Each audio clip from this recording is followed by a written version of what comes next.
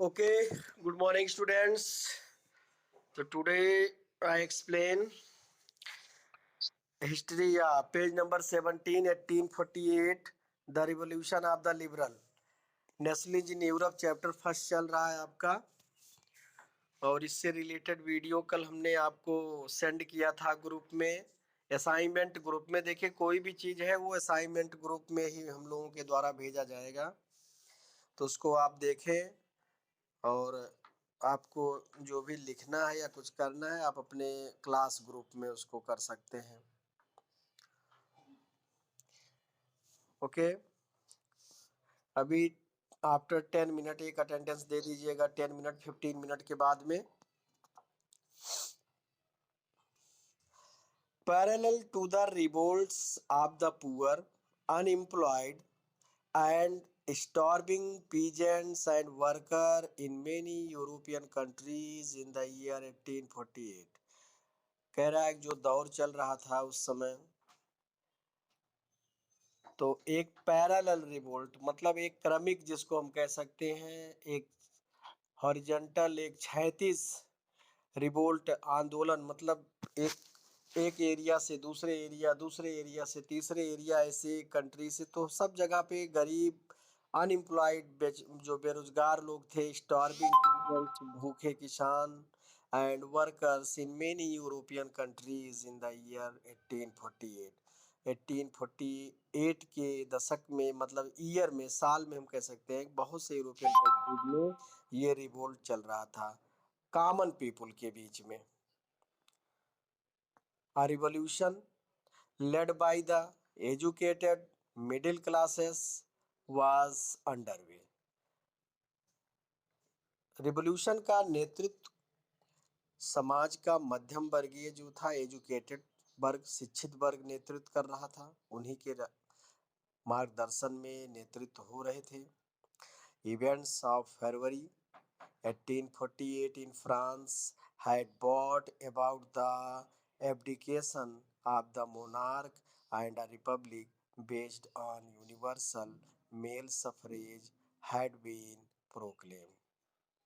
और ये 1848 का जो इवेंट, फरवरी फरवरी 1848 में मोनार्क को पूरी तरह से एबोलिश कर दिया गया था। एब्डिकेशन मतलब रिमूव करना, एंड करना, एबोलिशन। तो ब्रॉड मोनार्क की जगह पे क्या आया? Republic based on universal male suffrage. मतलब किस तरह से कि मेल सफरेज मतलब पुरुषों को वोट देने का अधिकार केवल था, राइट। इस बेस पर गणतंत्र वहां पे हुआ।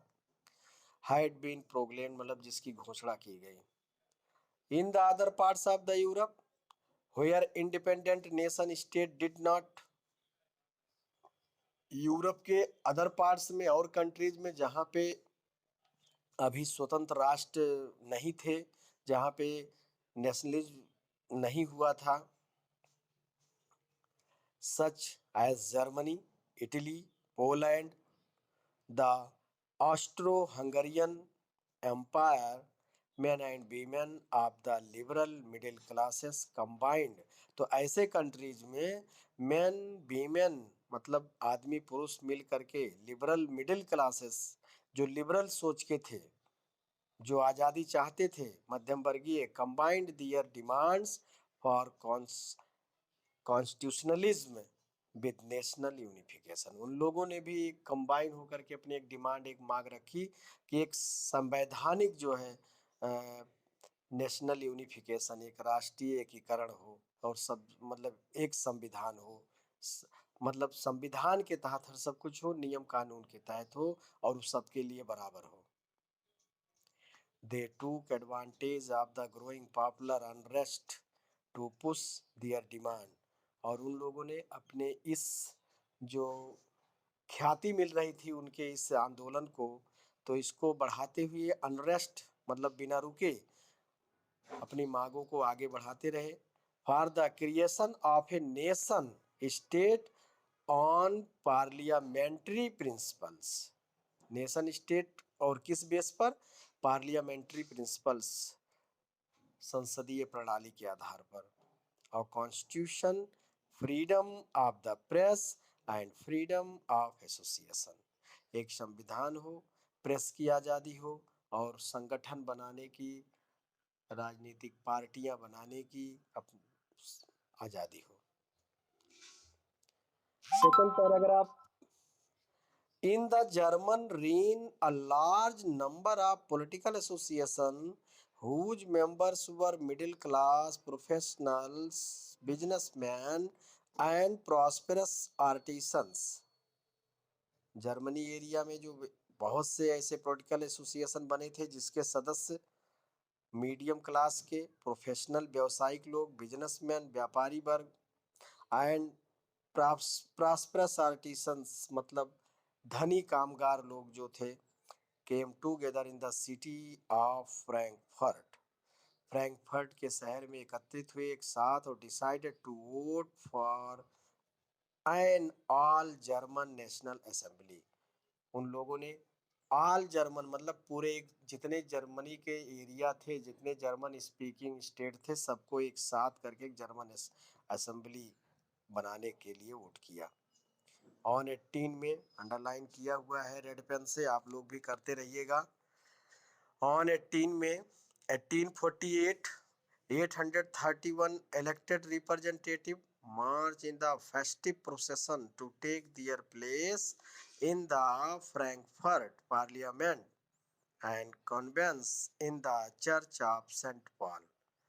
18 में 1848 को करीब 831 इलेक्टेड मेंबर्स जो थे या रिप्रेजेंटेटिव प्रतिनिधि आम लोगों के, जैसे यहाँ जनरल असेंबली फ्रांस में चुनते थे 731, उन लोगों ने मार्च किया मतलब आगे, festive procession to take their places in the Frankfurt.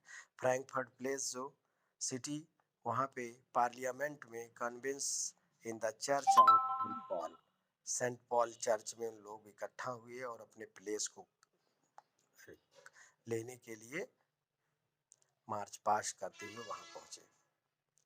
They drafted a constitution for a German, German nation के लिए मतलब जर्मन राष्ट्र के लिए उन लोगों ने एक कॉन्स्टिट्यूशन को ड्राफ्ट किया, संविधान का प्रारूप बनाया जैसे फ्रांस में हुआ था। And to be headed by a monarchy subject to a parliament. German nation to be headed by monarchy मतलब जो कि एक मोनार्की मतलब वहां पर भी राजतंत्र था, लेकिन सब्जेक्ट टू अ पार्लियामेंट मतलब उसको पार्लियामेंट के प्रति जवाबदेह होना पड़ता। जैसे यहाँ पे था सबसे पहले जब कॉन्स्टिट्यूशनल मोनार्की हुआ तो general assembly had check the power of the king, तो ऐसे यहाँ पर भी इन लोगों ने शुरू किया process. When the deputies when the deputies offered the crown on these term to Frederick Wilhelm IV, King of Prussia, means when the deputies offered the crowns on the term, offer the crown मतलब ताज, मतलब ताज को offer करना, on the term to Frederick Wilhelm IV जो कि king था पुर्सिया का, Frederick Wilhelm fourth को ये ऑफर किया गया मतलब किया उन लोगों ने, तो ही rejected it and joined other monarch to oppose the elected assembly. तो उसने जो है इस चीज को रिजेक्ट कर दिया, मना कर दिया और इलेक्टेड असेंबली के अगेंस्ट अदर राजतंत्रों के साथ शामिल हो गया, मतलब दूसरे ग्रुप के साथ। While the opposition of the aristocracy and military became stronger, while the opposition of the, जबकि opposition of the aristocracy and military, जो एरिस्टोक्रेसी वर्ग था, सामंती वर्ग या निरंकुश रूढ़वादी वाले, और military become stronger, opposition of, उनके जो अपोजिशन वाले थे वो शक्तिशाली, मतलब उनको उनका पावर और मजबूत हुआ। The social basis of parliament eroded. The parliament was dominated by the middle classes who resisted the demand of workers and artisans and consequently lost their support. क्या था? The parliament was dominated by the middle classes. Parliament जो संसद था उस पे किसका प्रभुत्व था, पावर ज्यादा था? मिडिल क्लास के लोगों का। हु रजिस्टर्ड द डिमांड, जो लोग जो है मांगों को रजिस्ट मतलब विरोध कर रहे थे, ऑफ वर्कर्स एंड आर्टिसंस, कामगार और मजदूरों, and constantly lost their support, और धीरे धीरे उनके सपोर्ट को उन लोगों ने खो दिया। In the end troop were called in and an assembly was forced to disband, और अंत में जो है सेना को बुलाया गया और इस तरह से असेंबली को फोर्सली जो है बैन कर दिया गया। मतलब जो नेशनल असेंबली बनी थी उस उस पे प्रतिबंध लगा दिया गया। लास्ट पैराग्राफ है इसका। The issue of extending political right to women was controversial. क्या कह रहा है? The issue of extending political right, राजनीतिक पावर जो थे, क्षेत्र अधिकार क्षेत्र, उसके विस्तार जो है, प्रसार टू वीमेन, महिलाओं के लिए, वाज कंट्रोवर्शियल मतलब विरोधाभासी था, सब एक मत नहीं थे। One with in the liberal movement in which large number of women had participated, liberal movement में जिसमें ज़्यादातर महिलाओं ने योगदान किया था, हिस्सेदारी ली थी, एक्टिवली ओवर द ईयर्स, मतलब बढ़ चढ़ करके, women had form their own political association, महिलाओं ने अपना पॉलिटिकल एसोसिएशन बनाना शुरू किया, अपना संगठन बनाया, founded newspaper and taken part in political meeting and demonstration, उन लोगों ने अपना अखबार निकाला और पॉलिटिकल मीटिंग एंड डिमॉन्स्ट्रेशन, राजनीतिक जो मीटिंगें होती थी, सभाएं और धरना प्रदर्शनों में भाग लेना शुरू किया। Despite this they were denied, इसके बावजूद भी वो लोग डिनाइड मतलब उनको वो महत्व नहीं मिल रहा था। तो यहाँ आप मीनिंग दिया गया है फेमिनिस्ट। फेमिनिस्ट क्या है? ये आता भी नोट से आप करिएगा इसको। Awareness of women's right and interest based on the believe of the social economic and political equality of the gender, मतलब ऐसे लोग को फेमिनिस्ट कहा जाता है जो महिलाओं के पावर और उनका सामाजिक, आर्थिक और पॉलिटिकल इक्वलिटी के लिए जेंडर बेस पर मतलब समर्थन करते हों, तो ऐसे ग्रुप को फेमिनिस्ट। यहाँ पे देखिए ये जो दिया गया सोर्स सी वाला, how were liberty and equality for women to be defined, और यहाँ पे अंडरलाइन किया गया है Louise Otto Peters 1995 was a political activist, एक राजनीतिक कार्यकर्ता थे ये, who founded a women's journal and subsequently a feminist political association. The first issue of her newspaper, 21st April 1849, carried the editorial. तो उन जो पहला अखबार उनका निकला था महिलाओं के लिए, उसमें सब पॉइंट रखा गया था। तो हम लोग अगले पेज पर आ जाएंगे। हेलो, अभी कौन कौन है? निखिल, श्रेया, शिखर पांडे, समन, अभिषेक वर्मा, कार्तिकेय, विपिन, दृष्टि, मोहम्मद शोएब, अभिनव मिश्रा, और सब कहा बेटा? मतलब आखिर में क्यों नहीं सब लोग ऐड हो रहे हैं? फर्स्ट पीरियड है, मोबाइल सबके पास अभी खाली होगी, नेटवर्क भी इतने टाइम रहता ही है,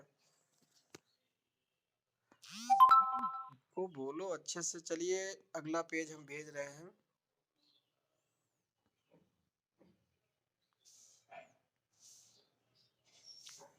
पेज हो गया आपका कौन सा? ये वाला, ठीक है, ओके।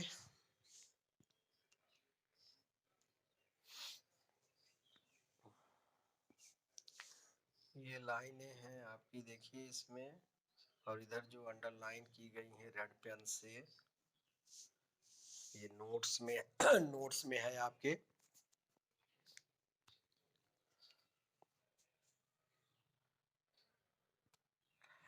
तो सफरेज, डिनाइड सफरेज राइट, मतलब तब भी उनको जो है वोटिंग राइट से डिनाई किया गया, अलग रखा गया।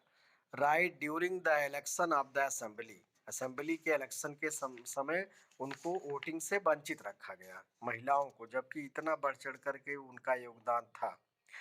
When the Frankfurt Parliament convenes in the Church of St. Paul, ये देखिए पिक्चर में आप देख रहे होंगे, पूरा ये है the Frankfurt parliament in the church of Saint Paul, Saint Paul church में ये असेंबली हुई है।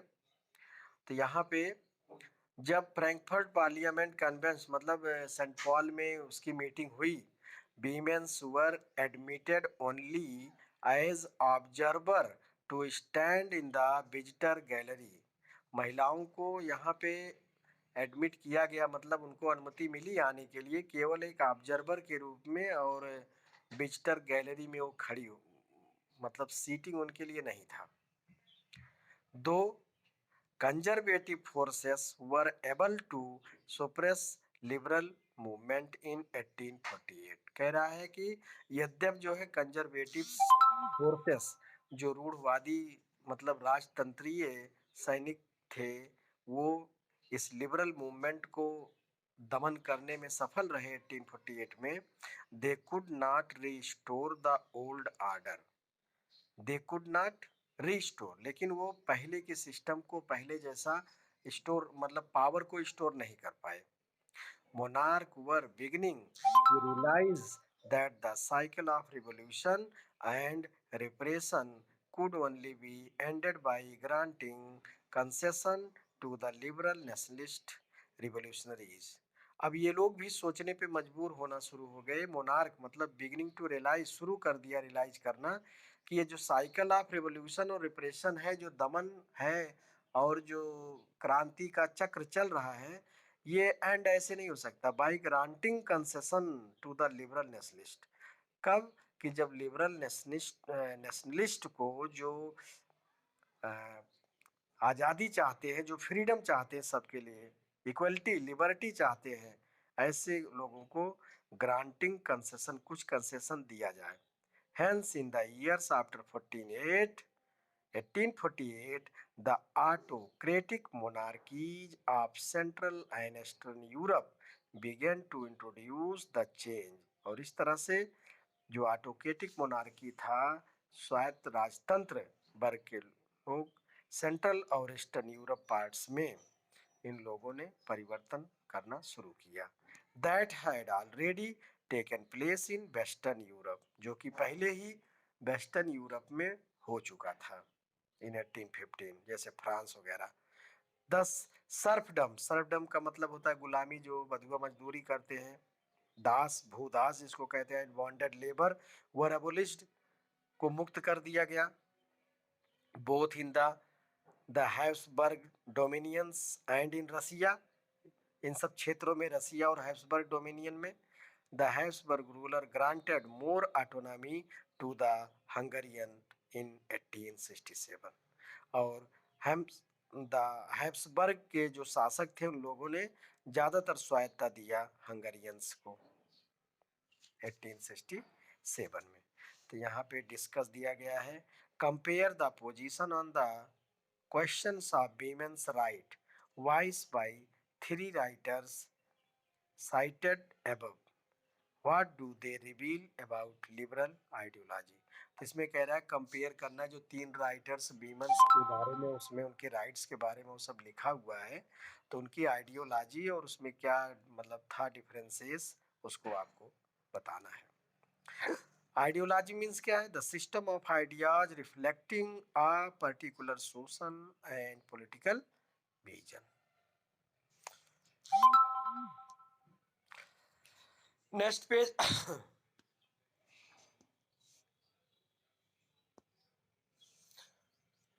पिक्चर मतलब फोटो भेज दीजिएगा अटेंडेंस का। देखो, इस बार का सिस्टम वही आ गया है बोर्ड में कि अब बोर्ड मांग रहा है स्कूल से क्या रिपोर्ट है बच्चे की, उसके आधार पर नंबर देंगे। अभी जो इंटर हेलो हेलो हमें कह रहे हैं कि जो इंटरनल मार्क बोर्ड में जाता है, और इस बार देखिए बोर्ड ने क्या कैंसिल कर दिया है 10th की परीक्षा को। अब नंबर चढ़ाने की बात आ रही थी, स्कूल से वही मांग रहा है कि जो असाइनमेंट हुए हैं, जो असेसमेंट हुआ, जो बच्चे ने एग्जाम दिया है, उन सब के आधार पर अब देखो कैसे नंबर जाएगा। और कितने लोगों ने तो ना एग्जाम दिया है ना क्लास लिया है। तो इसीलिए कह रहे हैं कि आप रेड मतलब क्लास बराबर ले, ये सब रिकॉर्ड रखा। और मैं तो अटेंडेंस रखता हूँ, कोई ले न, लेकिन मेरे पास तो हर क्लास का, मैं मेरा जिस जिस भी क्लास में है, हम सब क्लास का अटेंडेंस अपने बना के रखे हैं डेली का। तो उसको पढ़िए, समझिए, तैयारी कीजिए अच्छे से, और नोट्स अच्छे से बनाइए, और क्वेश्चन आंसर ये सब रिकॉर्ड रहना चाहिए।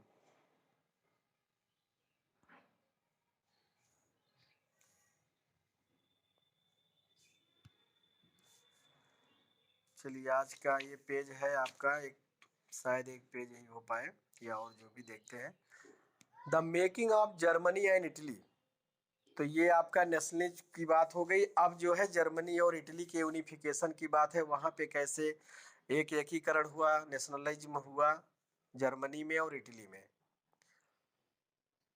इसके पहले ग्रीक इंडिपेंडेंट आप पढ़ चुके हैं।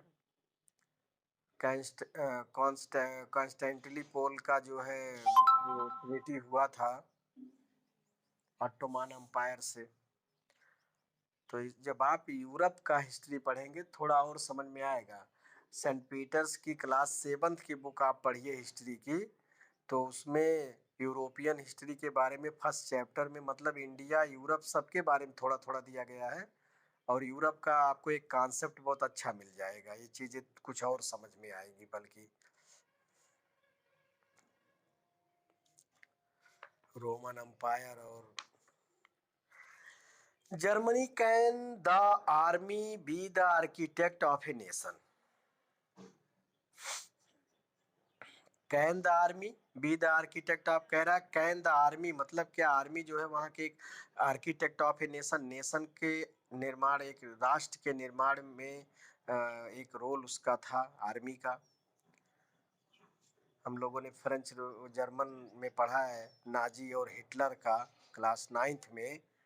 तो after 1848 the nationalism in Europe moved away from its association with democracy and revolution. कह रहा है कि 1848 के बाद नेशनलिज्म यूरोप, राष्ट्रवाद जो है यूरोप में, moved away from its association मतलब अपने संगठनों, और किसके साथ में, डेमोक्रेसी एंड रिवॉल्यूशन, लोकतंत्र और क्रांतिकारी सिस्टम के अनुसार बढ़ा। Nationalist sentiments were often mobilized by conservatives for promoting state power and achieving political dominion over Europe.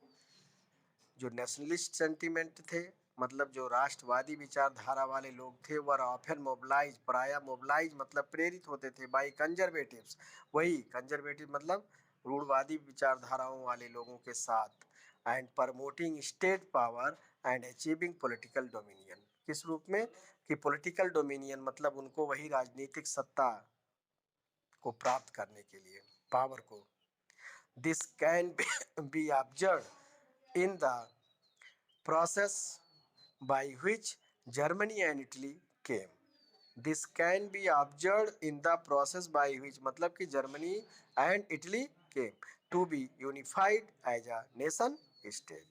और इस तरह से जर्मनी और इटली जो है एक यूनिफाइड नेशन हुआ, एक एकीकृत राष्ट्र जिसको हम कह सकते हैं। जैसे आज इंडिया है, इंटीग्रेशन, 28 स्टेट और 9 यूनियन टेरिटरी का एक संघ है ये। As you have seen, nationalist feeling were widespread among middle class German। कह रहा है क्या, as you have seen जैसे आप देखे होंगे नेशनलिस्ट फीलिंग वर वाइड स्प्रेड, जो राष्ट्रवाद की भावना है वाइड स्प्रेड मतलब चारों तरफ मतलब था एमंग मिडिल क्लास जर्मन, मध्यम वर्गीय लोगों के बीच में, who in 1848 try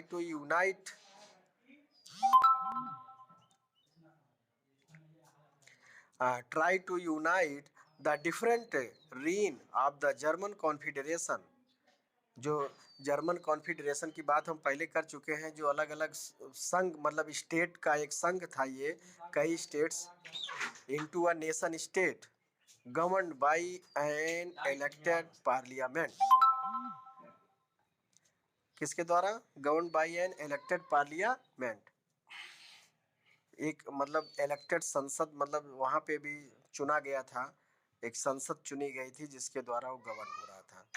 this liberal initiative to nation building was however repressed by the combined forces of the monarchy and the military, मतलब मोनार्की राजतंत्र, तो राजवंश जो थे उनकी कंबाइंड फोर्सेस सेनाएं और military supported by the large land owners, जिनको large land owners support कर रहे थे एक तरह से, जिनको जंकर्स कहा जाता था, पुरुषिया। From then on, Prussia took on the leadership of the movements for national unification.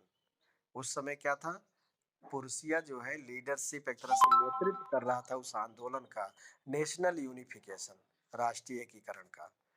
It's chief ministers कौन थे? उसके जो मुख्यमंत्री ओटोमान बिस्मार्क, अंडरलाइन किया हुआ है आप, उसको भी कर लीजिए। Ottoman Bismarck was the architect of this process, मतलब इस पूरे प्रक्रिया के कर्ता धर्ता या आइडिया बनाने वाले जो है, जिसको हम आर्किटेक्ट कह रहे हैं, डिजाइन करता, निर्माण करता, कौन थे? वहाँ के chief ministers Ottoman Bismarck, with the help of the Prussian army, वहाँ की आर्मी के हेल्प से, एंड ब्यूरोक्रेसी, मतलब ये ब्यूरोक्रेसी मतलब जो हमारा अखबार का पक्ष होता है,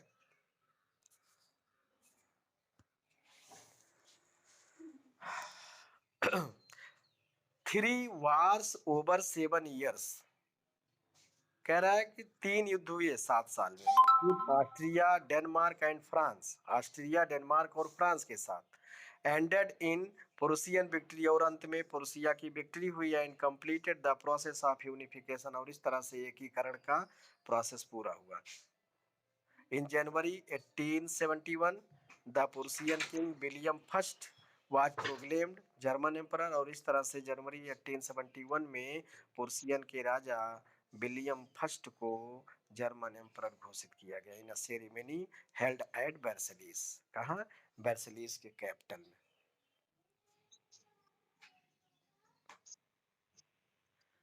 on the bitterly cold morning 18 जनवरी 1871, 1871 18 जनवरी, कड़ाके की ठंड थी सुबह, N assembly comprising the princess of the German states, कह रहा है comprising the princess of German state, अलग अलग जो जर्मन स्टेट थे उन सबको करके एक मीटिंग हुई।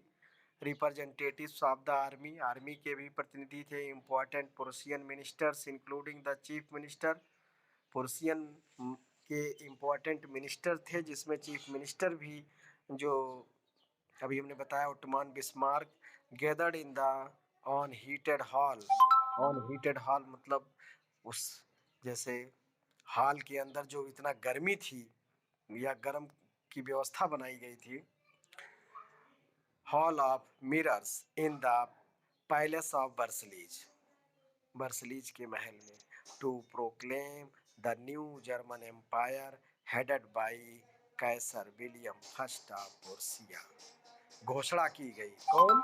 नया जर्मन साम्राज्य का एक राज्य जो कि कैसर विलियम फर्स्ट ऑफ प्रूसिया का, इसकी घोषणा की गई, उनकी ताजशाही की गई।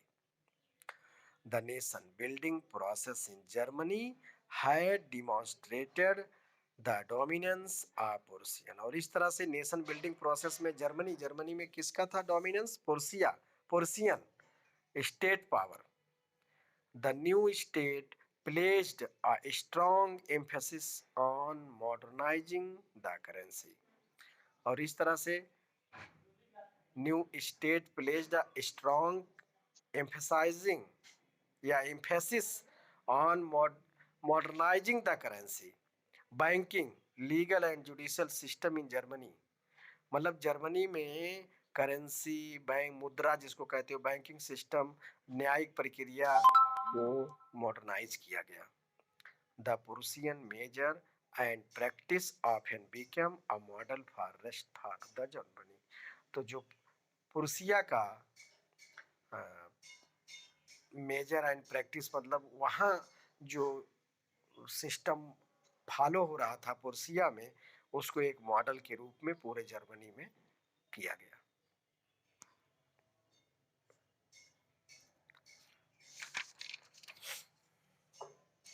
तो इस तरह से जर्मन एकीकरण हुआ.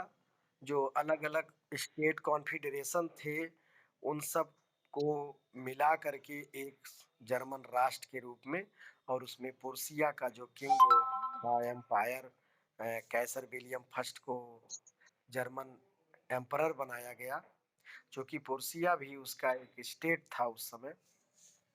तो उसी का डोमिनेशन उसमें. अब आगे हम लोगों को पढ़ना है इटली यूनिफाइड, फिर उसके बाद विजुलाइजिंग द नेशन. अब लास्ट की तरफ चैप्टर के दो दिनों में या ज़्यादा से ज़्यादा मैक्सिमम 3 डेज के अंदर में चैप्टर फिनिश हो जाएगा. तो आज की क्लास इतना ही.